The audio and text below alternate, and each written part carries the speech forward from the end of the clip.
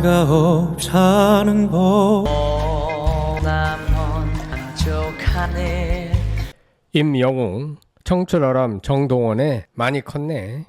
관계 알고 보니 TV조선 오디션 때 처음 만난 임영웅과 정동원. 친동생이 없는 임영웅은 정동원의 음악성을 높이 평가하였고, 친형이 없는 정동원은 임영웅을 롤 모델로 여기며 존경하고 따랐습니다.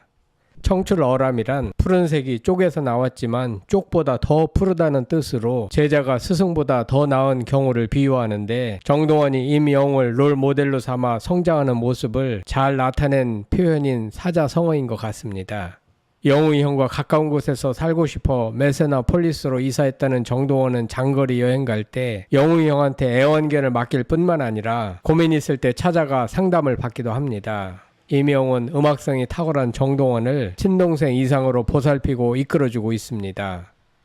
그런 관계를 유지하고 있는 임영웅은 상암 월드컵 경기장서 대규모 콘서트를 펼친 데 이어 금년 말과 내년 초에 고척 스카이돔에서 6일간에 걸친 대형 리사이트를 준비 중입니다. 20일 오후 8시엔 대전 월드컵 경기장 자선 축구대회 티켓팅이 시작되는데 피켓팅이 될 전망입니다. 한편 키가 훌쩍 커버린 정동원은 지난 16일부터 18일까지 총 3부에 걸쳐 방영된 MBC 2024 추석 특집 아유때에 출연해 MC와 선수, 장르를 넘나드는 종횡무진 활약상을 선보이며 만능 엔터테이너의 면모를 과시했습니다.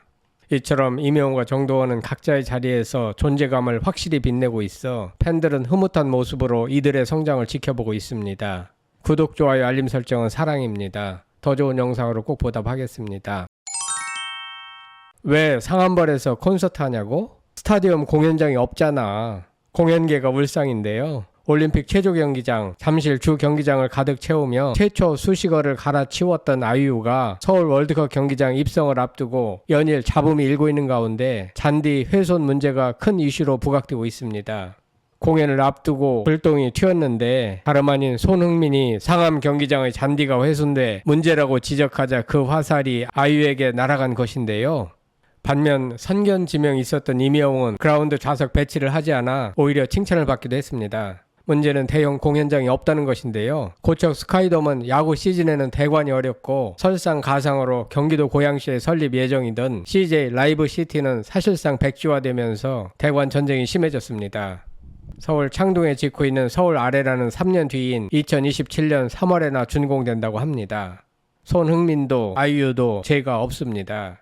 K-팝의 인기로 돔을 넘어 스타디움 투어 아티스트가 늘고 있는데 공연장 선택의 폭이 너무 좁은 것이 문제입니다. 대관 경쟁은 앞으로 더욱 치열해질 전망입니다. 대체 K-팝 하면서 대형 공연장 하나 없다는 게 말이 되는 것인가? 알지 못해서 순간순간을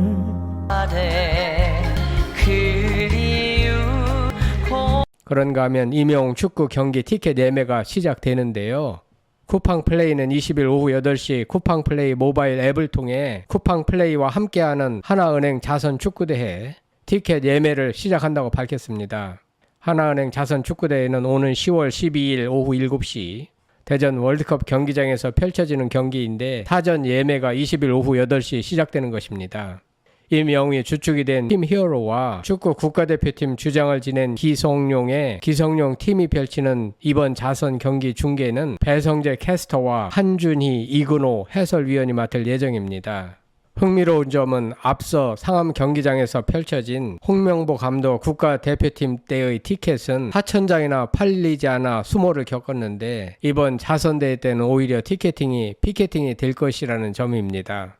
이는 임영웅의 인기를 실감케 하는 것입니다. 그런가 하면 연말연시 임영웅의 고척돔 6일간 펼쳐질 콘서트 때도 피켓팅이 될 예정입니다. 앞서 임영웅은 지난 2022년 12월 고척 스카이돔에서 2022 임영웅 전국 투어 콘서트 I am Hero 서울 앙코르 콘서트를 두 차례 열어 총 36,000명 관객을 모은 바 있는데요. 이번 총 6차례 공연 때는 이전보다 3배가량 커진 규모로 약 10만 8천 명의 관객이 몰릴 것으로 보입니다. 다시 말해 임영웅은 콘서트를 열었다 하면 10만 단위로 거론될 정도로 이미 대형 스타 반열에 들어선 것으로 보입니다. 또한 임영웅의 멜론 누적 스트리밍은 105억 K를 돌파했습니다. 9월 13일 국내 주요 음원 플랫폼 멜론에서 누적 스트리밍 105억 221만 회를 기록한 것으로 확인됩니다. 그런가 하면 19일 트로스타 투표 웹 서비스 트로픽은 남녀 위클리 투표에서 주간 득표수로 집계되는 데이터를 통합한 트로필 랭킹 결과를 발표했는데요. 지난달 19일부터 이달 15일까지 4주간의 투표 결과를 합산 순위 관계없이 4주 누적 집계 총합 포인트가 200만 포인트 이상일 경우 명동 전광판 서포트를 받게 됩니다. 그 결과 이명웅이 433만 4110포인트를 받아 1위를 차지했고 정동원은 312만 2260포인트로 2위를, 장민호는 272만 7440포인트로 3위를 차지했습니다. 그런가 하면 정동원은 아육대, MC, 양궁, 풋살 등에서 총행무진 활약했습니다. 정동원은 다채로운 활약으로 아육대를 더욱 풍성하게 채웠는데요. 그는 지난 16일부터 18일까지 총 3부에 걸쳐 방영된 MBC 2024 추석 특집 아육대에 출연했습니다.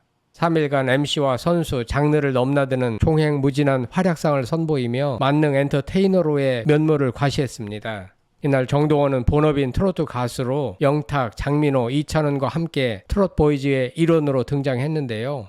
모처럼 트롯맨 4명이 통합하는 모습을 보였고 팬들은 열광했습니다. 신입 캐스터이자 프로그램의 진행을 이끌어갈 MC로서 당찬 포부도 전했습니다. 트롯 보이즈 멤버들과 대회 현장에 등장해 질풍 가드에 맞춰 노래를 부르며 활기찬 축하 공연으로 대회의 오프닝을 알렸습니다. 선수로도 활약을 펼쳤는데요. 정동원은 트롯 보이즈 멤버들과 함께 양궁 남자 단체전에 출전했습니다. 탄탄한 연습으로 다져진 눈부신 실력을 선보였고 키 커버린 그의 외모는 10점이었습니다. 9점 이상의 고득점을 여러 번 기록하며 최종 준우승이라는 성과를 냈습니다. 대회 중간중간 현장 리포터로도 활약한 정동원은 재치있는 말 솜씨와 리액션으로 현장의 분위기를 유쾌하게 이끌며 프로그램을 더욱 풍성하게 했다는 평입니다. 그의 카리스마 표정과 자세는 일품이었습니다. 특히 이번 아육대의 참가 선수로는 유일하게 부캐인 K-팝 아이돌 JD1으로도 대회 종목에 참여하며 눈길을 집중시켰습니다. 어찌 보면 이번 아육대는 정동원을 위한 정동원에 의한 체육대회가 아니었나 싶을 정도였습니다. JD1은 풋살 종목에 참가했는데 여러 차례 경험이 있는 레전드 팀에 대적한 슈퍼 루키팀의 일원으로 이름을 올렸던 것입니다. JD1은 재빠른 몸놀림과 융통성 있는 상황 대처 능력을 발휘해 최전방에서 경기를 뛰며 탁월한 운동 실력을 지닌 체육돌 면모를 10분 증명해냈습니다. 정동원은 앞서 본업인 트로트 가수를 초월하여 부 캐릭터 JD1을 통한 K-팝 아이돌로서의 이미지 변신에 완벽하게 성공했다는 평가입니다. 그는 최근 신곡 에러 405를 통해 일본 진출에 나섰고 오는 10월 중 JD1의 세 번째 싱글 발매를 앞두고 있습니다. 정동원 주연 영화 뉴 노멀 또한 일본에서 개봉됐으며 최근 시골간 지를 비롯한 각종 예능 프로그램에서도 활약하면서 다재다능 육각형 아티스트의 면모를 보이고 있습니다.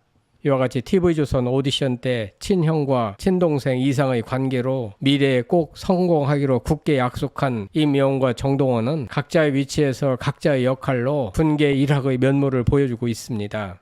임영웅, 정동원의 낭중지추 면모에 대하여 여러분들은 어떻게 생각하시는지 궁금합니다. 성창힐 TV였습니다. 시린 바람처럼 가슴 치는 날 그